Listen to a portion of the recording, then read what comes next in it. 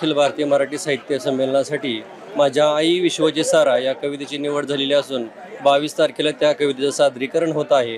त्याचबरोबर प्रकाशन कट्टावरती माझं लेखावली प्रवास एका लेखणीचा या 6व्या पुस्तकाचं प्रकाशनसुद्धा होणार आहे।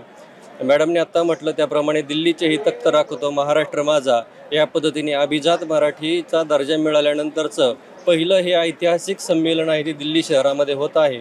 त्यामुळं सर्व मराठी वासियांनी या ठिकाणी सगळेजण जमलेले आहेत, रेल्वेने आलेले आहेत, स्वतःच्या गाडीने आलेले आहेत, प्लेनने आलेले आहेत आणि या दिल्ली शहरामधील अनेक लोकसुद्धा या ठिकाणी जमलेले आहेत। जवळजवळ 14 कोटी लोक आपली मराठी बांधव आहेत, ते मराठी भाषा बोलतात।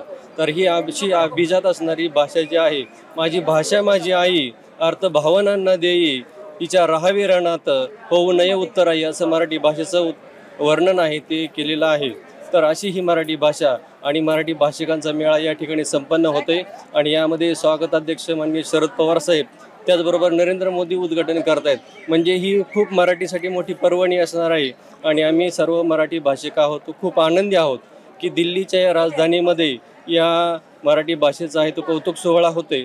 महाराष्ट्र साहित्य परिषद पिंपरी चिंचवड शाखेमध्ये मी सध्या सचिव म्हणून काम करतोय आणि त्या ठिकाणी दर महिन्याला 2 कार्यक्रम असे जवळजवळ वर्षभरातून 30 कार्यक्रम आम्ही घेत असतो आणि सर्व मराठी जनांसाठी ती पर्वणी आहे ती उपलब्ध करून देत असतो आहे।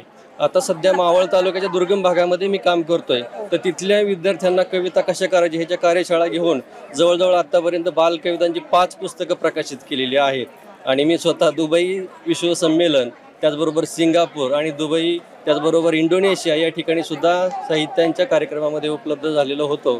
तर खूप आनंद होतोय। या ठिकाणी टीम मराठी मूडचं मी पुन्हा एकदा धन्यवाद मानतो। थँक्यू। 98व्या मराठी साहित्य संमेलनाला प्रथमच मी भेट देत